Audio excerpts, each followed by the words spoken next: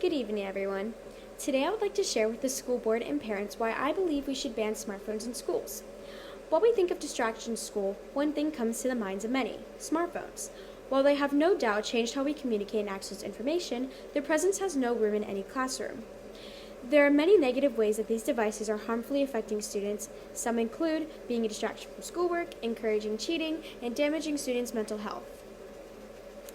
To fully understand the power these electronics have over kids in schools, we need to examine the attachment students feel towards their devices. Many studies have similar results when studying the effect of cell phones in school, all with one common factor: lower concentration from students. In experiments comparing students using cell phones during lessons and students who did not, it is evident that those who were on their devices for the most part took lower quality notes, retained less information, and did worse on tests about the material, states Harvard University. But what if we take students' phones when they walk into the classroom until they leave, some may ask. However, there have been many signs to show that despite not having their phones readily available, even having them in the same vicinity is shown to distract students from learning.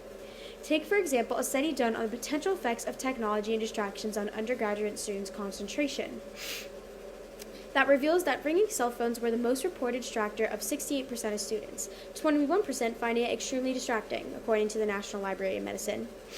No matter the percentage or amount of students distracted, it is unfair to one or the multiple persons not being able to fully grasp the lesson being presented.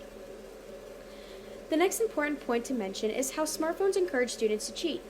While ultimately it is the student who decides whether they should cheat or not, having a smartphone nearby gives them more accessibility to do so. Now with AI and new phone features that can solve problems in less than 5 seconds or write a whole essay for you, students are getting lazier to do their own work. The problem isn't just taking away their integrity, but hurting them in the long run by not being able to do anything without assistance on their cellular device. To visualize how many students cheating material is affecting, according to Gale Power Search Chalkbait, it states that 44% of teenagers said in the survey that they were likely to use AI-powered tools to complete their schoolwork for them, even though majority considered it cheating. We can assume an even higher percentage, as most students feel shame to admitting they have cheated on assignments. Nevertheless, they still engage in the activity. Phones are not only used to look up information, but have also created ways to cheat. For instance, people can take pictures of tests, worksheets, etc., and send them to their friends. Some may see this as a favor to friends, but in reality, it's another form of academic dishonesty. Let's take a look at this graph, which surveys student participation in cheating with their phones. As we can see, 57% of teens say they have seen people text friends about test answers during exams, while 25% admit they have done this. Yes, this is cheating, but it is also taking away from the student's test-taking time, which can have an effect on that particular student's exam score. With students having their phone on them, they can easily sneak or hide their cellular device to look at material. As seen on the far left column, 52% have seen people at school do this, while 26% admit to doing it. Overall, from the statistics shown on this graph, we can see how the use of cell phones enabling cheating has influence on multiple parties, not just those who are involved in the cheating. It distracts others from doing their work, diminishes their integrity of their character, and disrespects the teacher who is being fooled by the students. Moving on to our last point, I want to draw your focus on how phones are affecting the mental health of our students. Over the past couple of years, there has been a rise in mental health issues in teens around the world. Social media in particular has been linked to depression, anxiety, and low self-esteem in younger generations. For example, according to Gale Power Search The Fly, a study showed that 68% of 16 to 18-year-olds spent at least 2 to 4 hours every day on social media sites.